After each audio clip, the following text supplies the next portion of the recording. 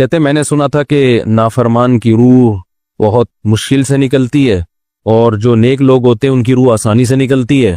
تو میں تو جب گیا یورپ میں تو میں نے بہت سے گوروں کو بڑے آرام سے مرتے ہوئے دیکھا اور بہت سے نیک لوگوں کو بڑی مشکل سے مرتے ہوئے دیکھا. تو یہ کیا ہے؟ تو کہہ رہے مجھے تو اسلام کے بارے میں اشکالات شروع ہو گئے. میں نے کہا آپ نے جن سے یہ تقریر سنی ہے نا کہ نیک لوگ کی روح آرام سے نکلتی ہے، بروں کی مشکل سے نکلتی ہے، انہوں نے آدھی بات بتائی ہے، پوری نہیں بتائی. میں نے کہا یہ تو صحابہ کے دور میں نے کہا اگر آپ حدیثیں پڑھ لیتے ایک آیت سے کبھی تھوڑی مسئلہ حل ہوتا ہے. آپ کسی کی ایک بات لے رہے ہیں، دوسرے موقع پہ جو اس نے تشریح کی ہے وہ آپ نہیں لے رہے. میں نے کہا معاذ اللہ، اگر کسی کی کوئی موت کی کسی کو بہت تکلیف ہو رہی ہے، یہ اس معاذ اللہ اس کے برے ہونے کی علامت ہے، تو یہ تو پھر کفر ہے. حدیث میں آتا ہے کہ آپ صلی اللہ علیہ وسلم کو موت کی تکلیف دوسروں سے زیادہ ہوئی ہے. آپ صلی اللہ علیہ وسلم فرمایا اوعکو کما یوعکو رجلان منکم، مجھے بخار میں اتنی تکلیف ہوتی ہے جتنی تم میں سے 2 آدمیوں کو ہوتی ہے. آپ پر جب بیماری آتی تھی نا، آپ کو تکلیف دوسروں سے زیادہ ہوتی تھی. اور امی عائشہ رضی اللہ تعالی عنہا فرماتی ہیں کہ نبی صلی اللہ علیہ وسلم کا سر مبارک میری گود میں تھا جب آپ کی روح نکلی ہے، اور آپ کی جو میں نے موت کی تکلیف دیکھی ہے، جس شدت میں آپ جس تکلیف میں تھے، اس کے بعد مجھے کسی کی موت کی جو آسانی سے کوئی دنیا سے گیا ہو نا، اس کے مرنے پر مجھے کبھی رشک نہیں آیا. رشک کا کیا مطلب؟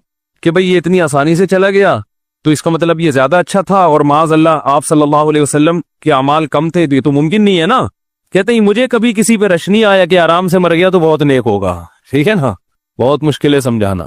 امی عائشہ فرماتی ہیں کہ یعنی امی عائشہ کی حدیث کا مفہوم بیان کر رہا ہوں کہ نبی صلی اللہ علیہ وسلم کی موت کے وقت جو تکلیف کی حالت تھی، اس کو جب سے میں نے دیکھا ہے، تو امی عائشہ کی بات کا خلاصہ یہ ہے کہ اب اگر میں کسی کو دیکھتی ہوں نا کہ آرام سے روح نکل رہی ہے، یعنی آرام سے مر رہا ہے، دنیا سے جا رہا ہے، تو مجھے اس پہ رش نہیں آتا کیونکہ بہت نیک ہوگا. کیا مطلب؟ اس کا نیک عمل سے تعلق بولتے کیوں نہیں ہے. لیکن ہمارے ہاں سارا مدار کس پر ہے؟ مرنے کے بعد شکل کیسی ہے اس کی؟ آڑا ترشا ہو گیا تو جہنم میں جا رہا ہے اس کا مطلب. اور اگر مرا ہوا ہے، دانت کھلے میں، ایسا لگ رہا ہے مسکرا رہا ہے، سیدھا کہاں جا رہا ہے؟ او بھائی، اگر خدا نخواستہ کوئی لکوے کا مریض تھا، کوئی فالج کا مریض تھا، وہ تو مرے گا تو اس کا تو بیچارے کا ہوگا تھوڑا سا چہرہ بھی ٹیڑھا ہو سکتا ہے، کچھ بھی ہو سکتا ہے، نیک لوگوں کا بھی ہو سکتا ہے. تو مدار کس پر ہے؟ اعمال پر. اور نیک لوگوں کو بعض دفعہ موت کے وقت ڈبل تکلیف دی جاتی ہے. ایک تو اس لیے دی جاتی ہے، یا تو اس لیے کہ کوئی گناہ ان کا باقی رہ گیا ہوتا ہے. اللہ کیا کہتے ہیں؟ بھائی قبر میں جانے سے پہلے اس کو ہمارے پاس دھلا کے لے کے آؤ، صاف ستھرا ہو کے. اب ہمارے پاس آ رہا ہے تو اب ہم نہیں چاہتے کہ اس کے گناہوں کی گٹری ہو، اس کو پاک صاف کر کے لے. میں نے بڑے بڑے بزرگ دیکھے جن کو آخری وقت میں بہت مصیبت میں گزری ان کی، یعنی زندگی کے آخری ایام، بیٹیوں کی ٹینشن، کسی بیٹی کو طلاق ہو گئی، وہ گھر آ گئی، کوئی اور مسئلہ ہو گیا، تو بڑی ٹینشن میں آخری وقت. لیکن وہ زبان سے کیا کہتے تھے؟ شکر. کیا شاید اللہ تعالیٰ ہمارے گناہوں کو معاف کرنا چاہتا. اولاد کی حدیث میں آتا ہے کہ انسان کو اس کی گھر والی کی طرف سے، اس کی اولاد کی طرف سے، اس کے جسم کی طرف سے تکلیفیں پہنچتی رہتی ہیں اور اس کے گناہ معاف ہوتے رہتے ہیں، حتی لقی اللہ طاہرا مطہرا، جب اللہ کے پاس آتا ہے نیٹ کلین، بالکل گناہوں سے پاک صاف ہو گیا. لیکن یہ تکلیف ہوتی ہے جس میں صبر کی توفیق بھی ملتی ہے، کیونکہ اللہ دے رہا ہے نا تکلیف، اور اللہ سزا کے طور پہ نہیں بلکہ کفارے کے طور پہ، تاکہ ہمارے پاس آئے تو صاف ستھرا ہو گئے. تو اس تکلیف میں پھر صبر کی توفیق، اس لیے علماء کہتے ہیں جس تکلیف میں صبر کی توفیق مل رہی ہے سمجھ لو یہ رحمت ہے. یہ کیا ہے؟ رحمت. یہ اللہ آپ کو بنانا چاہ رہا ہے کچھ. اب لوگ کہتے ہیں یہ والی تکلیف کی وہ والی کیوں نہیں آئی، یہ تو بہت زیادہ ہو گئی. تو بھئی اللہ سے کوئی نہیں لڑ سکتا، وہ جو دے رہا ہے وہ اس پہ صبر کرو. اسی کو کہتے ہیں تقدیر پر رضا، جو اللہ نے مقدر کیا ہے اب اس پہ کیا ہے؟ کوشش کریں گے، اللہ سے عافیت مانگے، اے اللہ ہمیں تکلیفیں نہیں چاہیے، ہم تو ویسے ہی کمزور ہیں، ایسا نہ ہو تکلیف میں اور ہی نافرمانی پہ نہ آ جائے. ہمیں تو خوشیوں بھری زندگی چاہیے، اور اللہ ان خوشیوں میں شکر کی توفیق دے کے گناہ معاف کر دے. ٹھیک ہے نا؟ جیسے لوگ حکیم کے پاس جاتے ہیں، حکیم صاحب کے پاس 2 طریقے ہوتے ہیں علاج کے. ایک طریقہ تو یہ کہ بھائی یہ کڑوی گولی ہے، 2-3 کھاؤ گے فٹ فاٹ ہو جاؤ گے، اس میں یہ بھی پرہیز، یہ بھی پرہیز، یہ بھی پرہیز. اور ایک طریقہ ہوتا ہے بھائی دودھ جلیبی کھاؤ، علاج لمبا ہو جائے گا، لیکن وہ دوا میں کیا ہے؟ دودھ جلیبی. تو آپ کہتے ہو بھائی یہ دودھ جلیبی والا مجھے دے دو، ٹھیک ہے لمبا علاج کروا لوں گا، فائدہ دیر سے ہوگا، لیکن میں یہ کریلے کا جوس نہیں پی سکتا. تو ہم نالائق لوگ ہیں، شکر سے بھی انسان کے ترقی ہوتی ہے. تو اللہ سے یہ مانگنا چاہیے اللہ ہمیں نعمتیں دے، تکلیفوں سے بچا، اور شکر کی توفیق دے تاکہ ہمارے درجات بلند ہو. تو شکر کے بھی تو بڑے فضائل ہیں نا. تو مانگنے تو کیونکہ ابدیت اور غلامی کا تقاضا یہ ہے کہ اللہ سے عافیت مانگی جائے، لیکن اللہ تکلیف دے دے تو اس پہ صبر۔ تو ہمارے نبی صلی اللہ علیہ وسلم کو ہاں یا تو اس لیے تکلیف ہوتی ہے گناہ معاف، یا اس لیے کہ درجات بلند۔ اللہ چاہتا ہے کہ بھئی یہ دنیا آزمائش کی جگہ ہے، جب آخرت میں آنا تو اتنا تجھے نوازوں۔ تو ہمارے نبی صلی اللہ علیہ وسلم جنت میں آخرت میں سب سے اعلیٰ مقام کس کا ہوگا؟ سید الانبیاء محمد صلی اللہ علیہ وسلم، حضرت آدم سے بھی زیادہ، نوح علیہ السلام سے بھی زیادہ۔ تو اللہ نے فرمایا کہ آپ کو پروٹوکول دینے کے لیے آخری جو اب آپ کا آخرت کا سفر ہے نا، اس میں مادی تکلیف آپ کو دوسروں سے زیادہ دی جائے گی۔ یہی وجہ ہے کہ حضرت فاطمہ رضی اللہ تعالی عنہ، آپ کی چہیتی بیٹی، جب انہوں نے آپ صلی اللہ علیہ وسلم کی اس تکلیف کو دیکھا نا، جو موت کے وقت تکلیف تھی اور جو بخار کی شدت تھی، واہ کرب ابتا، فرماتی تھی ہائے میرے والد کا کرب، بہت زیادہ غمزدہ ہو گئی ان کو دیکھ کر کس قدر تکلیف میں ہے۔ تو آپ صلی اللہ علیہ وسلم نے فرمایا لا کرب علی ابیک بعد اليوم، کیسے تسلی کے جملے۔ اپنی بیٹی سے فرمایا اے فاطمہ تیرے باپ پر آج کے بعد کوئی تکلیف، بولو لا کرب علی ابیک بعد اليوم۔ اس میں بھی آپ صبر کا پہلو تلاش کر رہے ہیں، شکر کا، بس یہ اللہ کی طرف سے آخری ہے۔ آج کے بعد اے میری بیٹی تیرے باپ پر کوئی تکلیف نہیں، اپنی بیٹی کو بھی تسلی دے رہے ہیں کہ غم ہلکا کر، بس یہ اللہ کی طرف سے آخری ہے، آج کے بعد کوئی تکلیف نہیں ہوگی۔ تو ہمارے ہاں وہ بیچارہ تکلیف سے جا رہا ہے، تو یار دیکھا آ گیا نا سامنے، لگتا ہے یہ دیکھا، ہم تو کہتے تھے بندہ ہی 2 نمبر ہے، اب آ گیا نا تو دیکھو کیسے مر رہا ہے۔ اور پیغمبروں کو تکلیف تو دی جاتی ہے، لیکن کوئی ایسا عیب نہیں ہوتا، ایسی بیماری نہیں ہوتی جو لوگوں میں معیوب سمجھی جاتی ہے، یہ نہیں ہوتا، کیونکہ پیغمبر اللہ کے قاصد ہیں، تو اللہ ان کو ہر لحاظ سے امت کو یہ بتانا چاہتے ہیں یہ میرے رسول ہیں، یہ میرے سفیر ہیں۔ تو کوئی بھی ایسی چیز جس کی وجہ سے لوگوں کو ان سے نفرت ہو، یا طبعی نفرت جو انسان کے اختیار میں نہیں ہوتی، تو اللہ ایسی بیماری اور ایسی تکلیف سے بچاتے ہیں ان کو۔ سمجھ میں آ رہی ہے بات؟ لیکن امتی کو ایسی تکلیف ہو سکتی ہے۔ یہ جو ختم نبوت کے علماء کہتے ہیں نا مرزا غلام احمد بیت الخلاء میں گر کے مر گیا، تو بعض لوگ کہتے ہیں وہ تو بیت الخلاء میں تو فلاں بزرگ کا بھی انتقال ہوا تھا، فلاں کا بھی بزرگ کا ہو سکتا ہے، پیغمبر کا بیت الخلاء میں انتقال بولو نہیں ہو سکتا، کیونکہ پیغمبر کو اللہ ایسے عیب سے بچاتے ہیں جو انسانوں میں عیب سمجھے جاتے ہیں۔ تو پیغمبر کو ایسی بیماری نہیں ہوتی، جیسے اچھوت کی بیماری ہے کہ کوئی ہاتھ نہیں لگا سکتا اس کو، ایسی بیماری پیغمبروں کو نہیں ہوتی۔ کوڑ کی بیماری پیغمبروں کو نہیں ہوتی، کیونکہ ایسی بیماری جس سے لوگ گھن کھاتے ہیں، ایسی نہیں، لیکن امتی کو ہو سکتی ہے، امتی کو ایسی بیماری ہو سکتی ہے، اللہ اس کے درجات کیا کرے گا؟ بلند کرے گا اس سے۔ مجھے ایک واقعہ کسی نے سنایا کہ ایک ہندو تھا، اس کو کوڑ کی بیماری تھی، کوڑ نہیں ہوتا گوشت گلنا شروع ہو جاتا ہے، تو یہ بیماری پھیلتی ہے، تو اس کے رشتہ داروں نے بالکل الگ کر دیا اس کو، وہیں سے کھانا پھینکتے ایسے کر کے۔ کہیں تبلیغی جماعت گئی، ان کو پتا چلا، وہ بیٹھ گئے اس کے پاس جا کے، اس کو کھلا بھی رہے ہیں پلا بھی رہے ہیں، تو وہ بڑا متاثر ہوا، یار سب نے چھوڑ دیا اور مسلمان ہو گئے، تبلیغ والے تو اکرام کا کوئی موقع الحمدللہ چھوڑتے نہیں ہیں، تو وہ مسلمان ہو گیا اور پھر اس کا انتقال ہو گیا تھوڑے دنوں میں۔ اب دیکھو اللہ نے جو اس کو کوڑ کی بیماری میں ڈالا، یہ بیماری اس کے لیے رحمت بن گئی کہ نہیں بن گئی؟ تو کفر کی حالت میں کوئی اچھا کام کیا ہوگا اس نے، اس کے بدلے میں اللہ نے اس کو کیا دے دیا؟ کوڑ کی بیماری۔ اب دنیا کہے گی یار عام کافر جو اچھے کام نہیں کرتے وہ تو فٹ فاٹ گھوم رہے ہیں، اور یہ تھوڑا بہت خیال کرتا تھا، اس کو اللہ نے کیا دے دیا؟ بھائی اس کو دیا اس لیے کہ اللہ کو پتا ہے کہ جی کوڑ میں ہوگا تو تبلیغ والے آئیں گے، اس کی آؤ بھگت کریں گے اور یہ کیا ہو جائے گا؟ اسلام میں داخل ہو جائے۔ تو اللہ کے کام ہے، یہ اللہ ہی بہتر جانتا ہے۔ تو بعض دفعہ اللہ تکلیف میں ڈالتے ہیں تاکہ آپ کے گناہ دھل جائیں۔ تو اس لیے موت کی جو تکلیف ہے نا، اچھا اور عین ممکن ہے کوئی بہت بڑا بدماش ہو، بڑے آرام سے مر جائے، اور مرنے کے بعد ایسی خوبصورت اسکن ہو جائے اس کی، کیونکہ اسکن کی اچھے یا برے ہونے کا تعلق موسم سے ہے جینے، ٹھیک ہے نا؟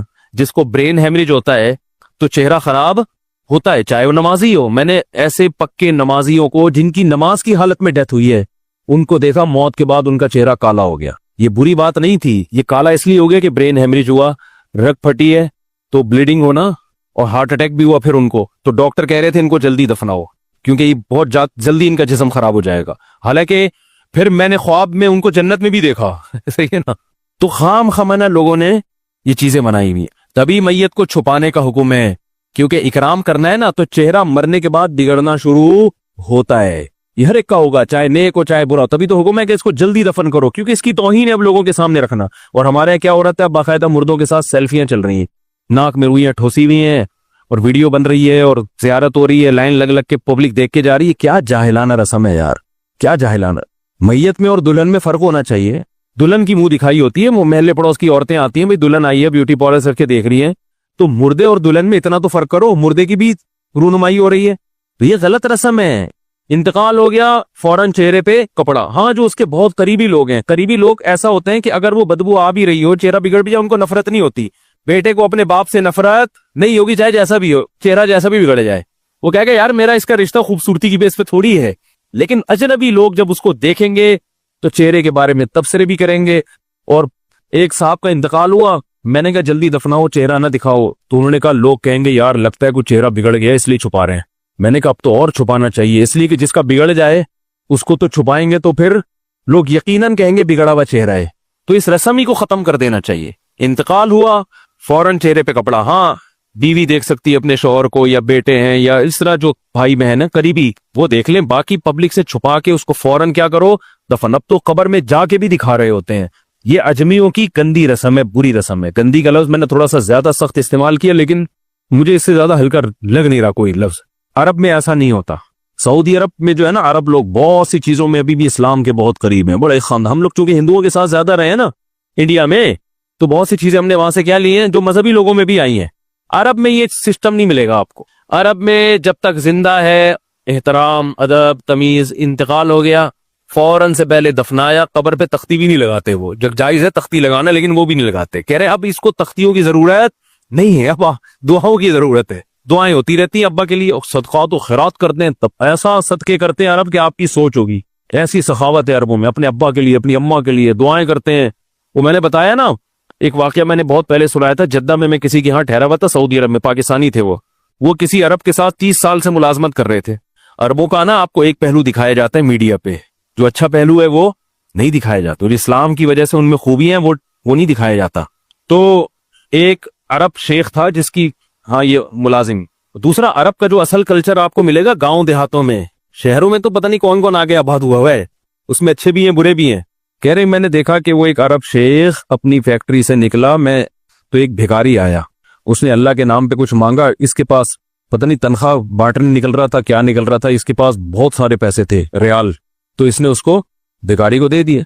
भिखारी को जैसे दिए, भिखारी ने, अच्छा ये अरब भी 80 साल का बुढ़ा, तो उस भिखारी ने इसके अरबी के माँ बाप को दुआएं देना शुरू कर दी दिल से ना। वो पाकिस्तानी था, हुआ होशियार, दुआएं दी, अल्लाह करे तुम्हारे अब्बा की मगफिरत हो जाए, अल्लाह करे। तो वो अरब को इतना अच्छा लगा, उसने और दे दिए। फिर वो शुरू हो गया, अल्लाह करे तुम्हारे अब्बा वो फिर और देती। कह रहे इतने पैसे उस भिखारी को दे दिए। मैंने कहा यार ये तो लाखोंपति बन गया है, सारे पैसे खत्म हो गए इसके पास, और वो घुन्ना दुआएं देता जा रहा है। वो जो घुन्ना था ना, वो क्या कर रहा है, वो भी घुन्ना बन के तबीयत से दुआएं दे रहा है। वो रोना भी आ जाता है पाकिस्तानियों को, आपको पता है।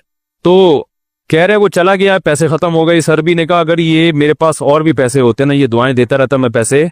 बाज ऐसे जज्बात हो जाते हैं ना इंसान के कि उसको लगता है कि शायद ये दुआ कबूल हो रही है, बाज ऐसी कैफियत आ जाती है इंसान के ऊपर। तो वो पाकिस्तानी थे जिन्होंने मुझे वाकया सुना, कह रहे हैं यार इनके अंदर कोई इनके करीब रहे ना तो बाज चीजें इनमें बड़ी खानदानी। अरबों में माँ बाप का बहुत एहतराम है, बहुत। जितने कस्टमर के साथ बदतमीज होते हैं ना, बाप और माँ के साथ उतने ही अच्छा सलूक करते हैं। ऐसा नहीं है जैसे जबान चला दी और ये कर दिया। बाप बैठा होगा, सब चुप करके आराम से बैठे होंगे कि बाप ये बोल बेटा रहा है। हमारे यहाँ बेटा बाप लग, मैं तो लोगों से पूछता हूँ ये पहले क्यों, कि मुझे ऐसा लग रहा है आपका बच्चा आपसे पहले पैदा हो गया, यानी वो बाप बना हुआ होता है। ठीक है ना, बातें ऐसे कर रहा होता है कि जो बेटा है वो बाप लग रहा है, जो बाप है वो बेटा लग रहा है। तो खैर कहां से कहां बात चली गई, क्या बात कर रहा था। अरे यार ये तो मौजू को कोई पकड़ के रखे, ये बहुत बड़ी जाहिल पीर की बात तो मैंने शुरू की थी, शैतान हवा वगैरह सब हो गया। हाँ, ये बात चल रही थी कि मौत की तकलीफ अगर किसी को होती है, मैं ये बता रहा था कि इस्लाम की बातें इलॉजिकल बात इस्लाम नहीं करता। हाँ, मजहबी लोग बाज दफा ऐसी बातें करके लोगों को बेवकूफ बना देते हैं, कुरान की आयतों की गलत तफसीर कर लेते हैं कि भाई वो इतनी तकलीफ से मरा, इसका मतलब वो जहन्नम में जाएगा, वो नेक आराम से मर गया। तो कुरान और सुन्नत से मिलता है कि नेक लोगों को मौत की तकलीफ बहुत दफा होती है, ज्यादा, बहुत दफा नहीं भी होती। अब ये नहीं कि कोई आराम से मर गया तो आप कहें सीधा जहन्नम में गया, इसको तो तकलीफ ही नहीं हुई, ये भी जरूरी नहीं है। ठीक है, उसको बोले ये अल्लाह की रहमत है, अच्छा गुमान रखना चाहिए ना कि भाई ये अल्लाह ने पहले ही धुला दिया इसको। तो ये जो मौत की तकलीफ जिसको कुरान में आता है ना कि बुरे लोगों को मौत की तकलीफ होती है, वो रूह निकलने की है, कि जब आलम बरज़ख की तरफ रूह जाती है और उसको बरज़ख की चीजें नजर आना शुरू होती हैं, तो फिर रूह चाहती नहीं है कि मैं जिस्म से जुदा हूं, लेकिन फरिश्ते उसको खींच के निकालते हैं। تو یہ عالم برزخ کی چیز ہے، اس کا اس مادی زندگی سے تعلق نہیں ہے. مادی زندگی میں تو کسی کے یہاں گولی مارو گے نا، ٹھا کر کے گئی، نکل گئی، مر گیا. اور کسی کو کیما بنا کے مارو گے تڑپا تڑپا کے، تو تڑپ تڑپ کے مرے گا وہ. مادی زندگی میں کسی کو آگ میں پھینکو گے تو جل کے مرے گا، چاہے نیک آدمی ہو. اور کسی کی گردن اڑاؤ گے تلوار سے تو 1 منٹ میں کیا ہو گیا، ختم. لیکن جو اس کی روح نکل رہی ہے، خدا کے پاس جا رہی ہے، وہ منظر نافرمان کا بہت ہی بھیانک ہوتا ہے. اور نیک آدمی کی روح ایسے پرواز کرتی ہے، وہ اس کی تکلیف ہے. اور اس پہ میں ایک واقعہ بھی سنا چکا ہوں، دوبارہ نہیں سناؤں گا، کہ کیسے دنیا میں بھی اس کے مشاہدات ہوئے ہیں لوگوں کو، کہ کیسے ان کو آخرت